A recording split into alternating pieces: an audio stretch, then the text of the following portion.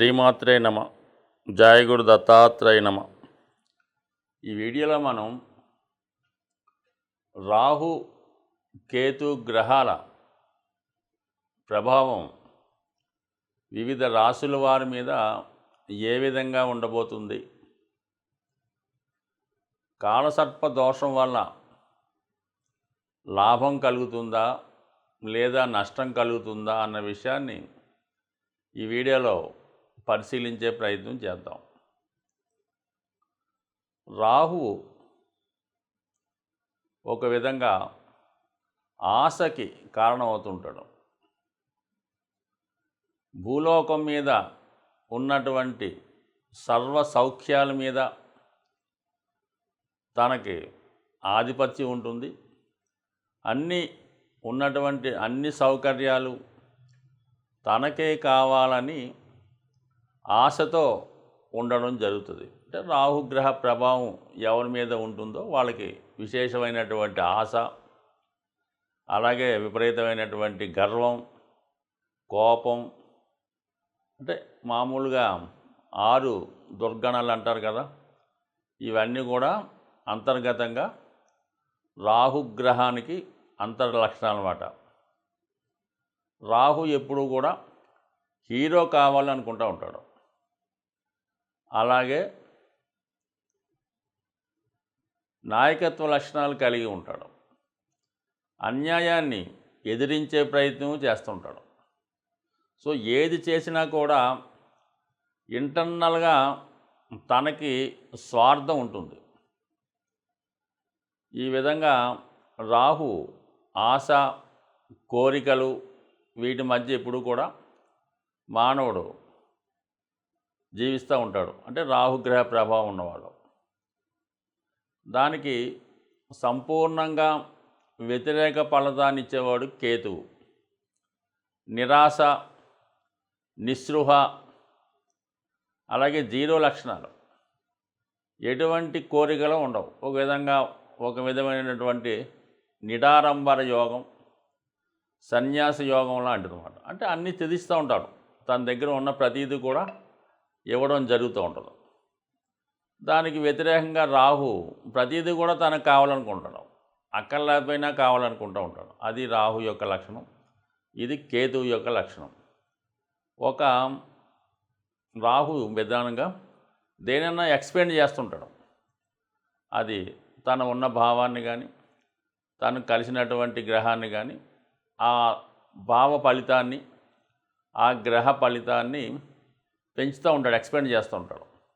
అయితే తన యొక్క రాహు యొక్క పాయిజన్ని అందులో కలిపి దాన్ని పెంచడం జరుగుతూ ఉంటుంది. అంటే ఒక విధంగా ఇంటర్నల్ స్వార్థంగా పెరుగుతూ ఉంటుంది.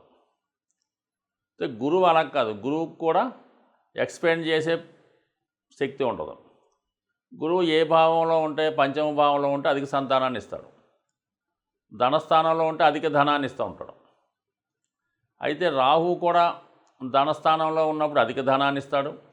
లాభస్థానంలో ఉన్నప్పుడు అధిక లాభాలు తెచ్చిపెడుతుంటాడు. ఇందులో రాహు ఇచ్చే దాంట్లో అక్రమార్జన ఉంటుంది. ఇతరులు నష్టపోవడం వల్ల, వాళ్ళు ఏడవడం వల్ల, బాధపడడం వల్ల వచ్చే లాభం రాహు వల్ల ఉంటుంది. గురువు వల్ల ఇతరులు సంతోషంతో ఇచ్చే లాభం కలుగుతూ ఉంటుంది. అయితే రెండు కూడా ఎక్స్పెండ్ చేస్తే చాలా తేడా ఉంటుంది. గురువుకి 5వ దృష్టి ఉంటుంది, 9వ దృష్టి ఉంటుంది. అలాగే రాహు కూడా 5, 9 దృష్టిలు ఉంటాయి. సాధారణంగా ఈ 5, 9 దృష్టిలు చాలా వరకు మంచి దృష్టిలు అంటూ ఉంటారు. అయితే గురువు తన దృష్టిలో ఆ భావాన్ని రక్షిస్తూ ఉంటాయి. రాహు ఆ భావాన్ని పాయిజన్తో నింపి ఇంకో విధంగా స్వార్థంతో నింపుతూ ఉంటాడు. అది రాహు యొక్క ప్రభావం. అయితే కేతువు ఆ భావాన్ని తగ్గిస్తూ ఉంటాడు. 7వ స్థానంలో కేతు ఉంటాడు. వివాహం జరుగుతూ ఉంటుంది. భార్య మీద ఇష్టం ఉండదు, ఏ వ్యామోహాల మీద ఇష్టం ఉండదు. ఈ విధంగా కేతు ఉంటాడు. రాహు ఆపోజిట్గా వాళ్ళ ప్రభావాన్ని చూపడం జరుగుతూ ఉంటుంది. సో మరి ప్రస్తుతం ఈ రాహు కేతువుల సంచారం, రాహు మీనరాశిలో ఉంటూ గురువు యొక్క రాశిలో ఉండడం వల్ల, అలాగే ఎటువంటి గ్రహాలతో కూడా కలయిక లేదు రాహుకి. కేవలం తను ఒక్కడే మీనరాశిలో ఉండి పూర్తి స్వతంత్రంతో తన ఫలితాలు ఇవ్వడానికి సిద్ధంగా ఉన్నాడు. అలాగే కేతువు కూడా ఏ గ్రహంతో కూడా కలయకుండా సింగిల్గానే కన్యా రాశిలో ఉండడం జరుగుతూ ఉంది. సో ఈ 2 గ్రహాల ప్రభావం మరి వివిధ రాశుల మీద ఏ విధంగా ఉండబోతుంది అన్న విషయాన్ని చర్చిద్దాం. అలాగే దీని పరిహారం ఏ విధంగా చేసుకోవాలన్న విషయాన్ని కూడా ఈ వీడియో చివరిలో తెలుసుకునే ప్రయత్నం చేద్దాం. మిథున రాశి వారికి రాహు దశమ స్థానంలో సంచరిస్తున్నాడు. దశమాధిపతిగా ఉన్నటువంటి గురువు 12లో ఉన్నాడు. అంటే ఎటు నుంచి ఎటు చూసినా రాహు గురువు ఫలితాలు ఇవ్వాలి కాబట్టి మరి మిథున రాశి వారికి ఈ సంవత్సరంలో కంపల్సరిగా ఉద్యోగపరమైనటువంటి మార్పు, అలాగే ఉద్యోగపరంగా దూర ప్రాంతం వెళ్ళటం కానీ ఉన్న ప్లేస్ నుంచి వేరే ప్లేస్కి మారడం కానీ జరుగుతుంది.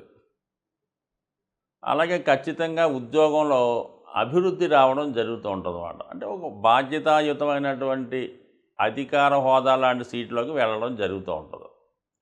సో ఈ విధంగా రాహు ఈ విధంగా ఉపయోగపడుతుంటాడు వీళ్ళకి. అయితే 10వ స్థానంలో ఉన్నటువంటి రాహు 2, 6, 10 స్థానాలను కూడా అంటే 2వ భావం చూస్తూ ఉంటాడు రాహు తన పంచమ దృష్టితో. అందుకని జాతకుడు తన వాక్చాతుర్యం ద్వారా మ్యాజిక్ చేస్తూ ఉంటాడు అన్నమాట.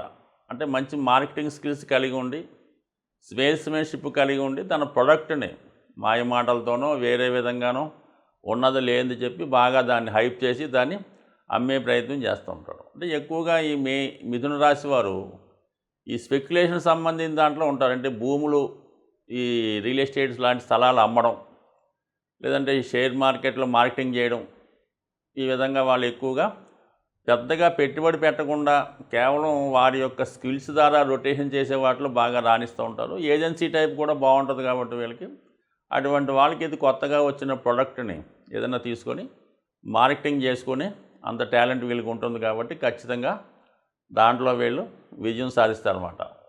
వాక్కుతో లేని దాన్ని ఉన్నట్టు చూపించి అద్భుతాలు చేస్తారు. ఇక 6వ దృష్టితో 6వ భావాన్ని కూడా చూస్తుంటాడు భాగ్య దృష్టితో. అందుకని జాతకుడికి కాంపిటేటర్స్ ఎవరన్నా ఉంటే, పోటీదారులు ఎవరన్నా ఉంటే వాళ్ళని ఏదో విధంగా తప్పించే ప్రయత్నం చేస్తూ ఉంటాడు. అంటే వీళ్ళు ఏదో ఒక సంస్థ నడుపుతున్నాడు, వాళ్ళకి పోటీగా ఒక స్కూల్ నడుపుతున్నారు వీళ్ళు, వాళ్ళకి పోటీగా ఇంకొక స్కూల్ ఉందనుకుందాం. ఏదో విధంగా ఆ స్కూల్ని వీళ్ళం వాడికి వచ్చే లాభాన్ని కానీ ఎక్కువ లాభాన్ని ఇచ్చి దాన్ని కొనేస్తూ ఉంటారు. కొనేసి వీళ్ళు దాంట్లో కలుపుకుంటూ ఉంటారు. సో ఈ విధంగా మరి ఎదటవాడిని ఎదగనీయకుండా ఎదటవాడికి వచ్చిన దానికన్నా ఎక్కువ ఆఫర్ చేసి వాడి సంస్థని కొనడం కానీ కలుపుకోవడం కానీ ఈ విధంగా పోటీ లేకుండా చేసుకుంటారు అన్నమాట. అంటే వీళ్ళు ఉన్నటువంటి రంగంలో వేరే వాడు పోటీ లేకుండా మరి వాళ్ళని పక్కగా తప్పించి వీళ్ళే గుత్తాధిపత్యం సాధించే ప్రయత్నం చేస్తూ ఉంటారు. దాని తర్వాత ఆ సంస్థలో విపరీతంగా దాన్ని పాపులర్ చేసి మార్కెటింగ్ చేసి ధనాన్ని సంపాదిస్తూ ఉంటారు. సో ఇది ఈ విధంగా వృత్తిపరంగా వీళ్ళకి ఎక్కువగా ఈ సంవత్సరంలో సక్సెస్ వచ్చే అవకాశం ఉన్నది. అయితే కేతువు 4వ స్థానంలో ఉన్నాడు. 4వ స్థానంలో ఉన్నటువంటి కేతువు 8, 12 స్థానాల నుంచి యాక్టివేట్ చేస్తూ ఉంటాడు. ఇది ఒక విధంగా మోక్షస్థానం. మరి ఇంకో రంగంలో ఉన్నవాళ్ళు ఏదన్నా దేవాలయాలను అభివృద్ధి చేయడం, పుణ్యక్షేత్రాలను దర్శించడం, అలాగే లేని వారికి పేదవారికి ఏదన్నా సౌకర్యాలు కల్పించే ప్రయత్నం చేయడం, వాళ్ళకి అంటే వాళ్ళ స్థాయిని బట్టి డొనేషన్స్ ఇవ్వడమో వాళ్ళకి ఏదో మంచి సౌకర్యాలు కల్పించడమో చేస్తూ ఉంటారు. సో ఏదన్నా మొత్తం మీద అనాథలకి, లేని వాళ్ళకి, ఇబ్బందుల్లో ఉన్న వాళ్ళకి సరైనటువంటి ఏదో ఒక వీళ్ళకి తోచిన విధంగా వాళ్ళు సహకరిస్తూ ఉంటారు. సొంతంగా వీళ్ళకు ఉన్నటువంటి స్థలం కానీ భూమి కానీ ఏదైనా ఉంటే వాటిని ఏదైనా ధార్మిక సంస్థలకి డొనేట్ చేస్తూ ఉంటారు. కొంతమంది ఏంటంటే వాళ్ళ యొక్క ఆస్తిలో రావాల్సిన భాగాన్ని వదిలేసి వాళ్ళు కావాల్సిన వాళ్ళకు ఎవరికి ఇచ్చేస్తూ ఉంటారు. అంటే ఏదైనా ఉన్న ఆస్తిని అనుభవించలేకపోతుంటారు, ఉన్న సౌకర్యాలు అనుభవించే టైం లేకుండా ఉంటుంది.